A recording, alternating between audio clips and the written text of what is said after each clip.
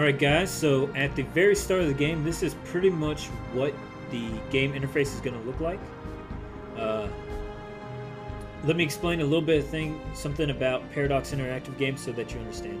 First of all, Paradox games are really, really intensive and very, very large. If we take a look here, we can see that I'm in a spiral galaxy with 2 arms, and there are 400 stars that can be explored in the course of this game. The game can have up to 4 arms and up to 1,000 stars. I imagine they'll probably be adding even larger map sizes for those players who are just apparently get too much sleep and they need to be sleep deprived, because that will kill you, I think. But anyways, the game is very, very large, and there's lots and lots of options when you get down to it. It's got far more options than most turn-based strategy games. Like, I can go here and I can specify what buildings I want on the surface, what armies I want. I can specify buildings that I want to build at my starport, so on and so forth. But despite this level of complexity, this game is actually a real-time strategy game. And let's go ahead and look at the primary mechanic that Paradox uses for its grand strategy games, which is, of course, this I guess you could call it the clock right up here. So when it's paused, you can make all your command decisions, make sure that everything's right, and make sure that, you know, all your plans are ready to be implemented. When it's unpaused, the clock will start, and you'll see it's 2200, January 15th, 16th, 17th, 18th, 19th, so on and so forth. The days will literally speed by you. If I need to slow it down, I can slow it down to where I get like 1 day every 3 seconds or 5 seconds. Yeah, approximately every 5 seconds. But I can slow it down, or I can speed it up to where I'm getting like 3 days a second. You know, and already I've gone from January to early March, so I've lost a little bit of time. But that's pretty much how the game is able to make itself manageable, is that you can at any time, even in the middle of a battle, you can pause it and issue new orders. Because essentially, if you were actually, you know, if you were commanding this empire in some sort of command position, you know, you could slow it down to where like you'd have a few days, you know, you would definitely have enough time to be able to calculate what you're going to do next or whatnot. Alright, let's go ahead and take a look at the technologies. So we have physics research, society research, and engineering research. And each one of these has its own, each 3 branches, they each have their own set of technologies that only they can research. And each technology requires a certain number of points. And of course, as you can see, I get 5 physics points per turn, or excuse me, per month. And all of these plus values are per month, so whenever this turns over a new month, I get, you know, the amount of income there. I get 5 physics points per turn, or per month. So if we open physics research, we can see I have 3 options. So 360, 480, 360. This means I need 360 physics points in order to research this technology. I get 5 per month.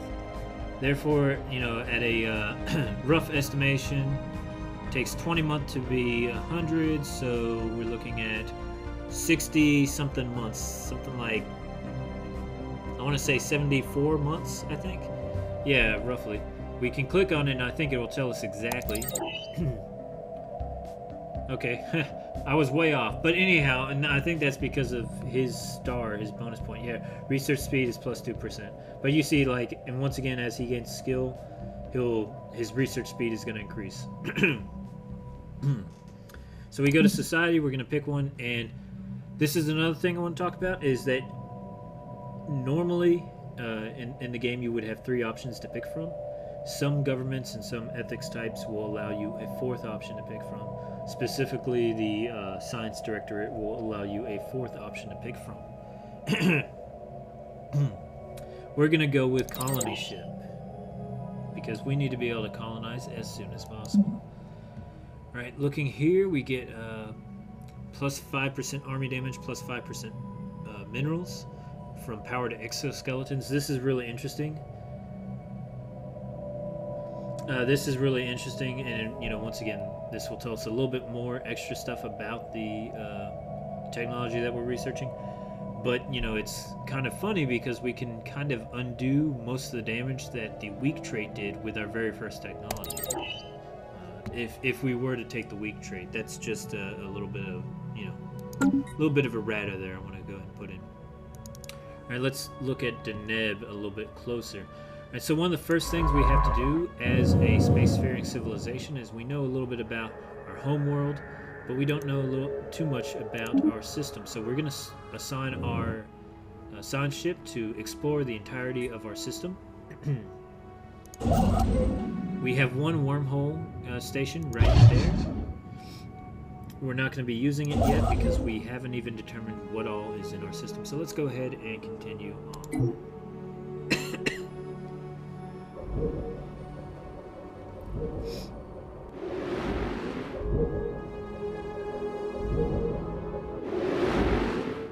Alright, so Olympus has popped 4 energy resources. We currently have 232 minerals, which is more than enough to build a mining station on Olympus. So I'm going to right-click Olympus and click Build Mining Station, and because I'm a materialist, I think it is, I get a vast reduction in the amount of the cost of mining station, because typically for the default it's set to 100 minerals. And we're going to watch because this will go from 58 plus 2 to 58 or whatever plus 6 once that mining station is complete.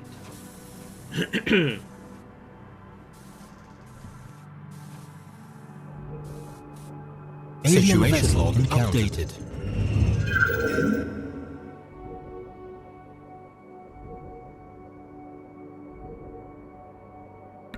Alright, this is a good point to talk about. We've discovered another alien species.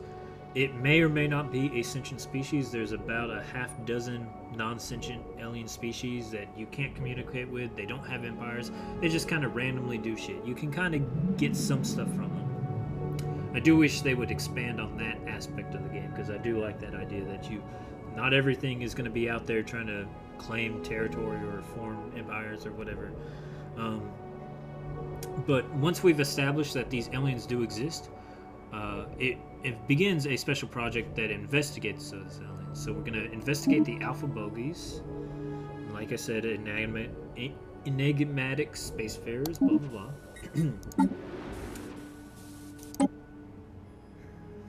Alright, so this is going to eat up our society research for a couple of months. So our society research is going to be a little bit behind. Construction complete.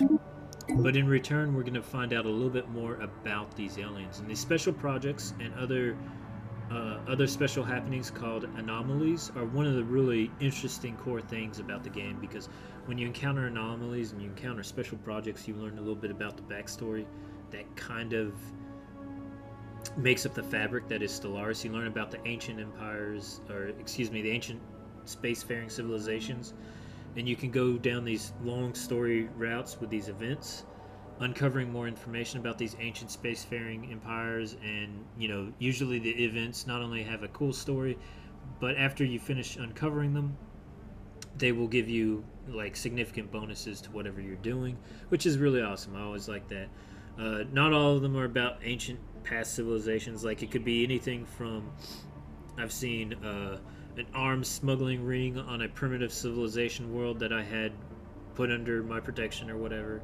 I've seen a sentient asteroid that functions like a brain. I've seen so many different things, and that is one thing I do love. I hope they just keep adding more and more anomalies, because I get more satisfaction out of doing that part of the game sometimes than like conquering an empire, because I'm like, okay, if I conquer an enemy, like that part of the story is done or whatever. But if I learn that like they were worshiping some strange bird creatures or Cthulhu lived in their fucking city, like that's interesting to me, and that's one of the cool fun parts of the game, and certainly one of the parts that I think will be interesting in Stellocracy, because when we uncover something that is going to be really earth-shaking, so to speak, or what is it, unity shaking, when we uncover something like that, you're going to have a chance for your characters to react to it, and it's, I may implement some new crazy stuff in terms of the character rules with new enemies and all sorts of stuff. Just depends on where it's going and what's happening, and I think that'll be really fun. Alright, so we're about halfway through surveying our first city. We have a engineering research that we'll put there. We'll be grabbing that here in a minute. Okay, my construction is done on my space station. So if we look up here, 82 plus 6. So we see that it increased by 6 because this does indeed provide plus 4. Space mining stations have no... apparently have no maintenance costs. Though that might just be for energy stations, because I can kind of remember mining stations over minerals having a cost.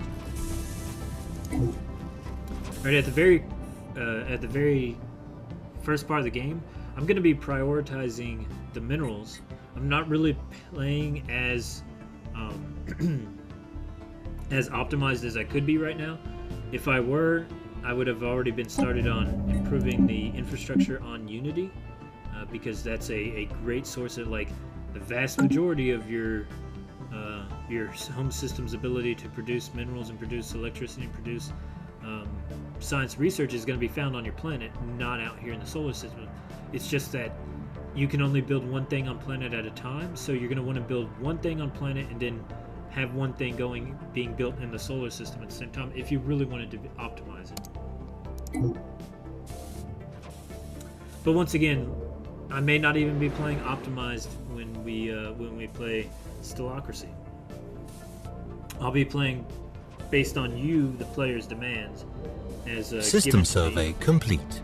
Or provided for me by the government that you guys elect. So yeah. All right, so we've now gone ahead and we have surveyed the entirety of the system. We have 8 minerals, we have 6 energy, we have 2 engineering. And now we've got to pick another system to, sort out. So we're going to go ahead and go over here to Ophil. If I had warp, I can usually explore everything like really quickly, but because we're going to be moving one step behind our constructors, I really can't explore as fast as I'm used to, and that is also something to consider for the purpose of picking our drive system. But I mean, there are pros and cons, because we can still, we can't explore early game as fast as we could with warp or even with hyperdrive, because I'm waiting on the constructors to finish, or I have to build another constructor to follow it around. But once I've nudged up against some good old buddies there or whatever, I can jump, crazy far. You know what I'm saying? Construction complete.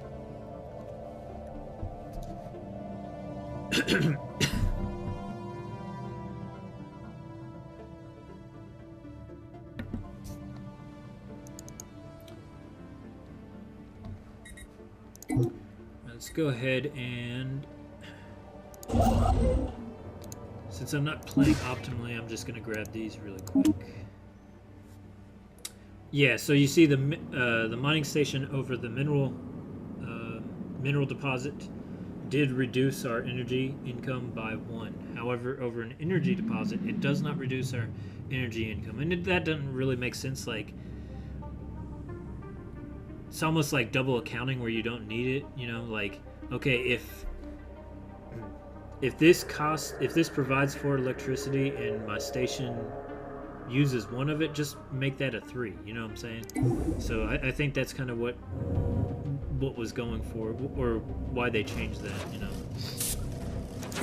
And let's take a look at our guy who's over here, and they are quickly exploring this system. Anomaly found. Now we've got our first anomaly, and this is a cool part of it. So anomalies are going to be researched by science ships with an active scientist on them. They have a skill requirement, which is equal to their anomaly level. It also determines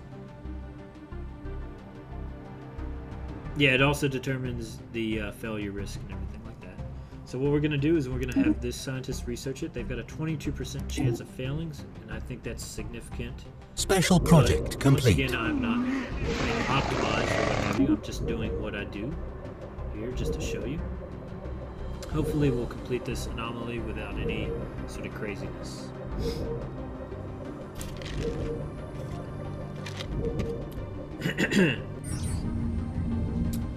We have discovered an abandoned solar ship in orbit around Ophel 1. The sublight vessel was built by an unknown culture and appears to be several thousand years old. One of the massive sails has a large tear where some kind of object passed through, most likely a meteoroid, which appears to have disabled the vessel. Although the technology of the ship is severely outdated, it does possess some interesting engineering design choices.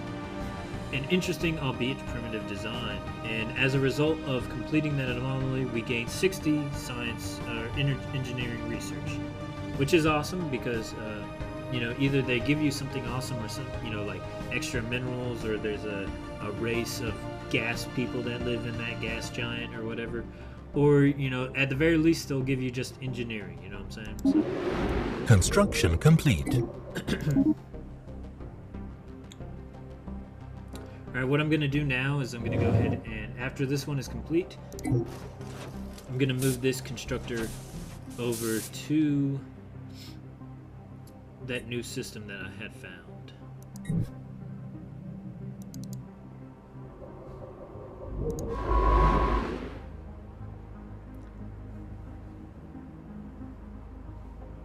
So that way I can at least build a station and get them out of there. Construction complete.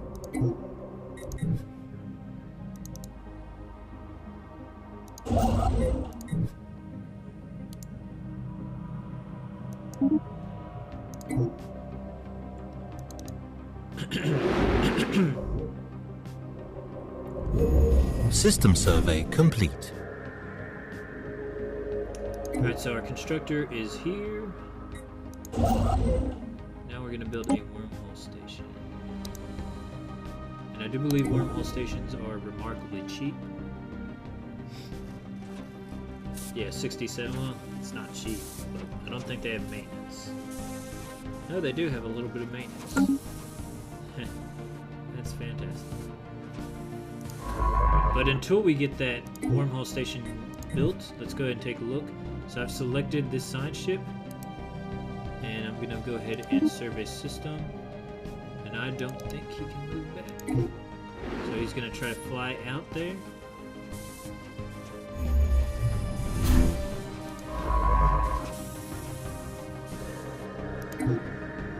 I was wrong.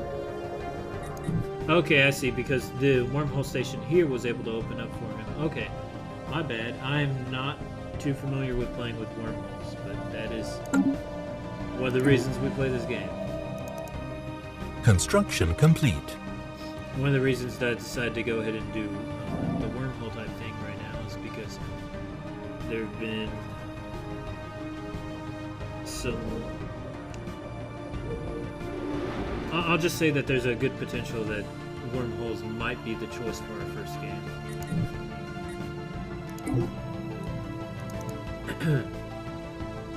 Alright, so we now have a wormhole station there. And I'm going to go ahead and build a research station here. Situation log updated. I'm waiting for the research to complete, and then we'll pretty much tide up this game, because I think I've shown y'all guys a lot of what this game's about and a lot of what it does. At least enough to where when you are playing Stellocracy, you can make an informed decision about the game and about what you're voting for. If you do have any questions, please leave them in the comments section below. I'll be happy to answer them. Construction complete. To Stellocracy. I did not necessarily cover anything about how the government choices will affect things in the System survey complete. Or anything like that. So, all right. So, if I'm right, I'm gonna have him move back to, or I'm gonna have him try to explore out here. And as a result, he's gonna have to wormhole back to the neb and then back out here. So it's pretty simple. Yeah, so I was right.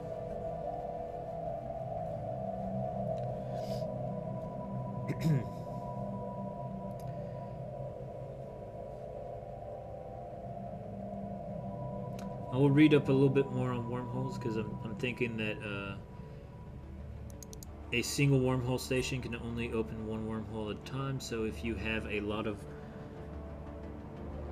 fleets moving into a sector, you're going to have to make it a wormhole hub, so to speak. So yeah.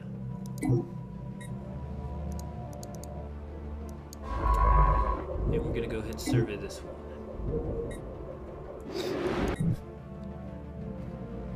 See how close we are. Alright, we're almost done with exoskeletons. Good, good, good. And that is probably because of that anomaly that we encountered earlier on. Let's go ahead and grab some energy and a little bit more society.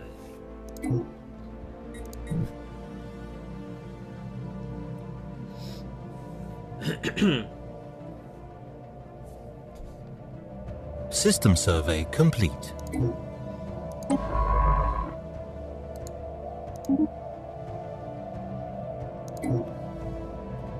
So we're jumping right back to there, and then back to Stellaris, which is fairly interesting. Research complete. Considering it's closer to Stellaris than it is to there, but you know, that's just how it goes. Alright, so we have completed our research. Let's go ahead and take a look. Alright, so now we have improved spaceport, robotic workers, and nanocomposite materials.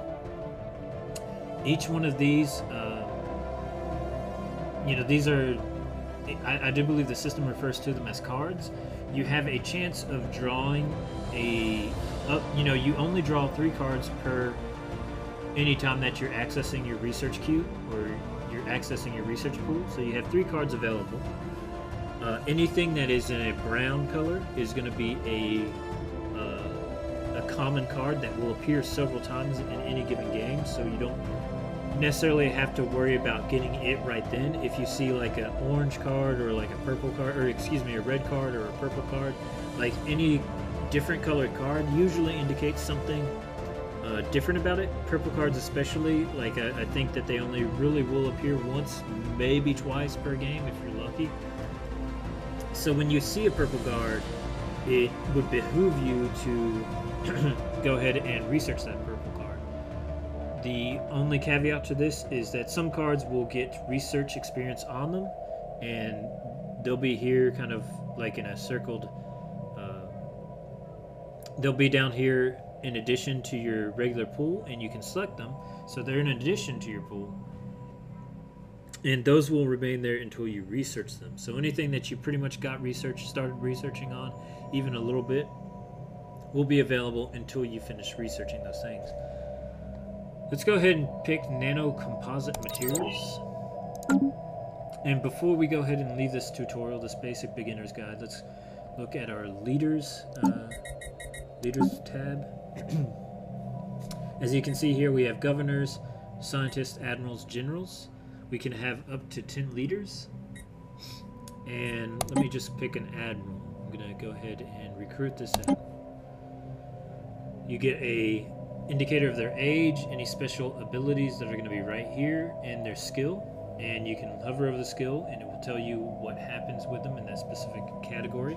Admirals, each star counts for a 5% increase in fire rate, so that's really good. With scientists, each 1% increase increases research speed, which I think also increases the time it takes for them to research anomalies and research planets or something. Governors, each 1 star increases happiness by 2%, construction time and clearblocker time are decreased by 5 and 6% respectively for each star. Excuse me, this is 2% for each star on scientists. Generals are going to do, every star is going to be an increase in army health of 5%, army damage of 5%, and upkeep is going to be reduced by 5%. So yeah, that's great. And if you noticed, if you had watched up here, here's my influence. My influence goes down with each leader I recruit. And my influence is also needed for building new colonies and new worlds, so there's that. Right up here is going to be directly controlled colonized systems. I can have up to 5 of these after I have more than 5. So, for example, a directly controlled colonized, this should say colonized worlds, not systems, because you could directly control an infinite number of systems, you know, not have them in sectors, and, you know, that would be all right. I do tend to give a sector, you know, not only one world, but sometimes I'll give it more than one. Actually, oftentimes I do. And I also do give them a little bit of minerals and stuff like that. Because even though the AI sucks, I still try to direct them towards what I want them to do. Because what else can you do, right? But this number, directly controlled colonized systems, will go up by 1 for every planet you control, a colonized planet you control. So, for example, if I have one planet here and then another planet here, that will count for two planets on this. I want to say, I'm about 85% sure that I'm going to check one of my game saves, because I have a game where I have a massive system that has like 3 habitable planets in it, and I believe those 3 habitable planets count for three spots in this. So I think that is a little bit misleading. Once you go over that number, you either get a malus to your incomes, or you can design a sector. I don't have a second planet, so I can't control a second sector, but creating a sector is fairly easy and fairly simple. You'll see more of it in my Stellocracy playthroughs. I think that covers pretty much everything I wanted to cover in a basics introductory guide for beginners. If you have any questions, like I said, questions or suggestions, leave them in the comments section below. Please like and subscribe. If you know someone who is in Stellocracy and they don't own the game, share this video with them, because I want everybody to be informed enough to make a good decision when they are playing the game. Because right now it looks like I'm gonna have to do Wormhole, and I don't like Wormhole, but that's all right. You know, we adapt. Anyhow, I want to thank you guys for watching, and as always, I want you guys to remember to stay awesome. Have a great day.